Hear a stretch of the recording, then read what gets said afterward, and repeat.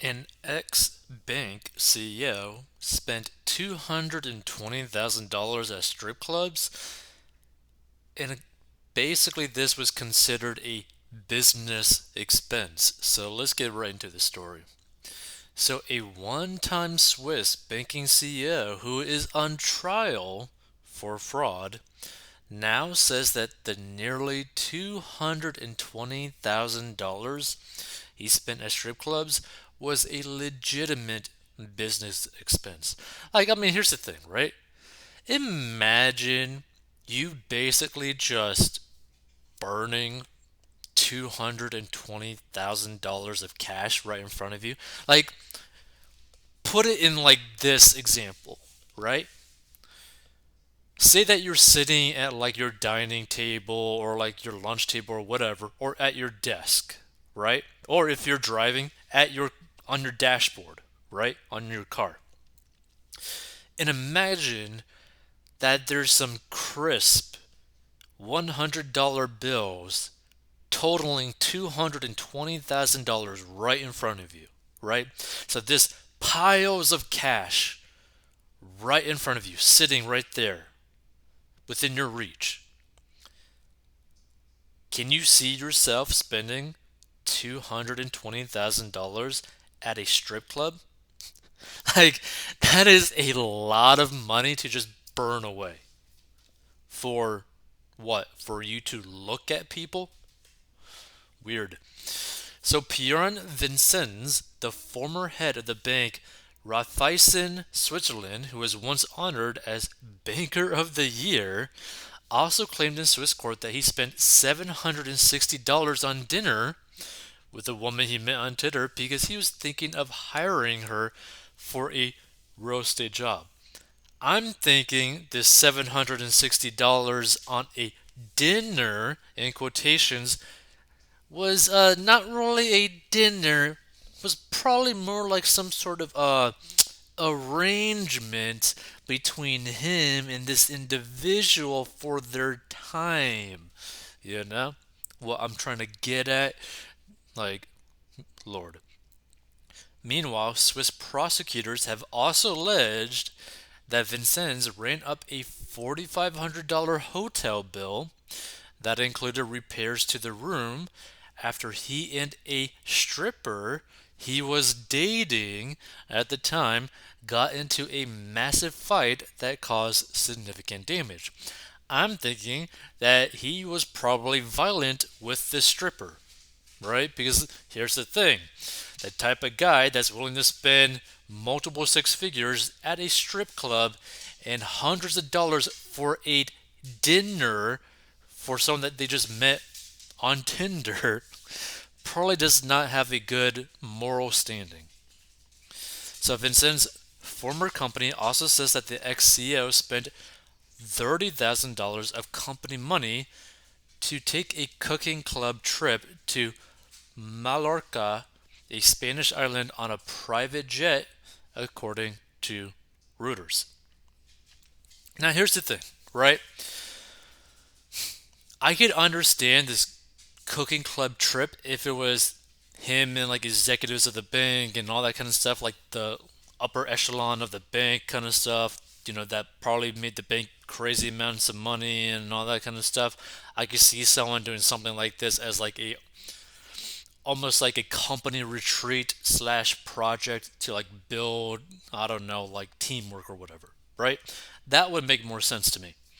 But we're also talking about a guy who spent $220,000 at a strip club. Okay? $220,000 at a strip club. Lord. So Vincennes is one of seven top bankers and associates on trial in Zurich for alleged enrichment, fraud, and mismanagement. It is alleged that Vincennes used his position to make secret side deals in addition to those made officially between Raiffeisen and other parties between 2006 and 2017. Wow, so this was going on for like basically 11 years. Now that is crazy. Prosecutors want the 65-year-old Vincennes and his co-defendants to pay restitution totaling $77 million and serve 6 years in prison.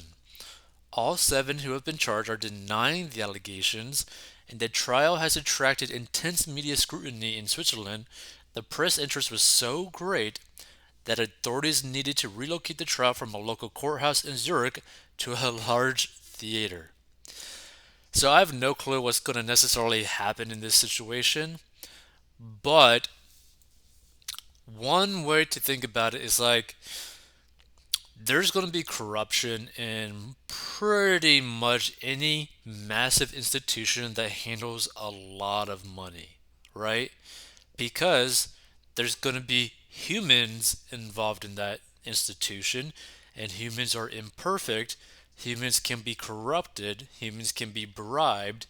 So if you have anyone that, here's the thing, no matter who you are, people will be able to find something to probably try to corrupt you, right? And it may not even be something that you even realize, right? Like, think of it kind of like a situation where, like, everyone eats food, right? But there's people that can basically be bribed by different foods to basically get off track. Like, everyone has the capability of getting fat, for example, right?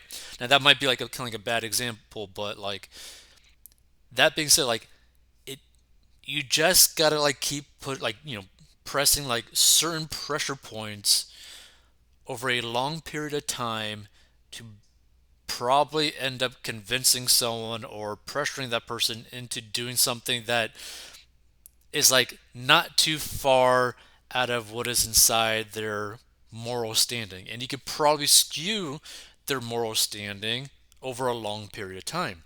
And it seems like this was going on for like over 10 plus years, right? So let's say that this person was not initially corrupt, right? Well, he could end up having people that he trusted in his ear being like, hey, maybe just do this one thing. Not that big of a deal. Like, oh, can you like sign this paper? Not that big of a deal. Maybe can you stamp this thing? Not that big deal. And it ends up just like adding up and adding up and adding up, right? To where like the favors that he might do for people that he trusts, perhaps that he loves, all that kind of stuff, right? Thinking that it's not that big of a deal to the point where, wait a minute, now it is a big deal because he basically stepped over the line multiple times, right?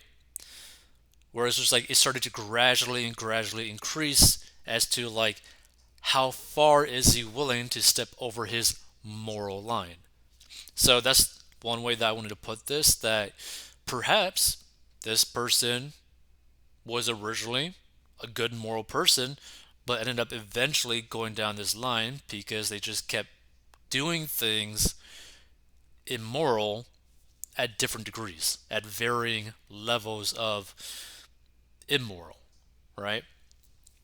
Like, for example, let's say that, you know, you borrowed, like a quarter from a friend, but you never paid it back.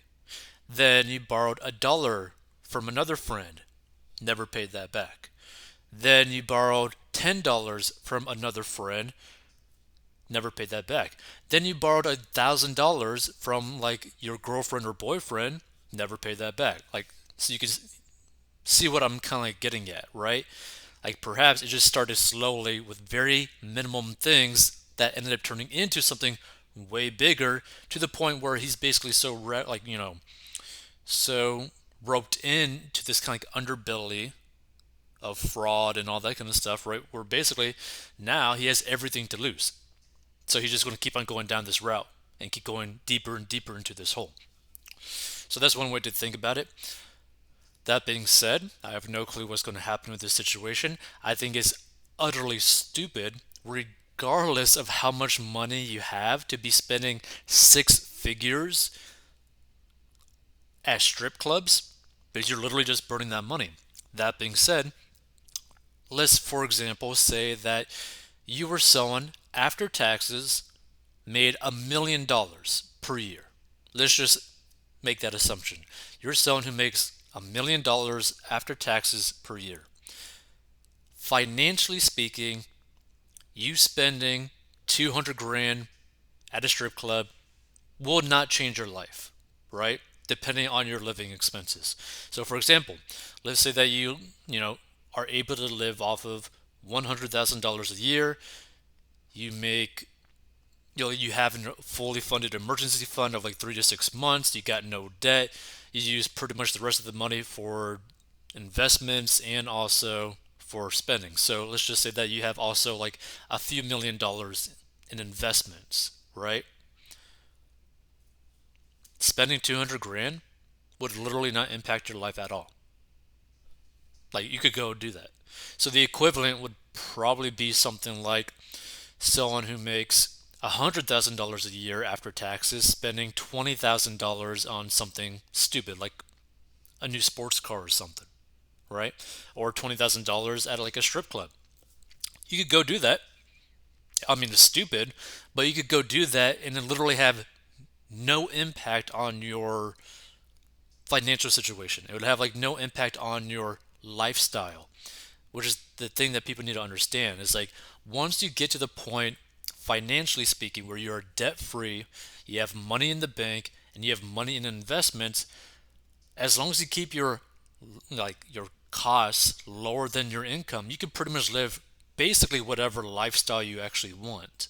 So if this person was actually making this money legitimately, him spending $220,000 on strip clubs or the $760 dinner for that person's time isn't actually financially that big of a deal. So that's one way to think about it. If you want to learn how to get out of debt, go to 40inbox.com.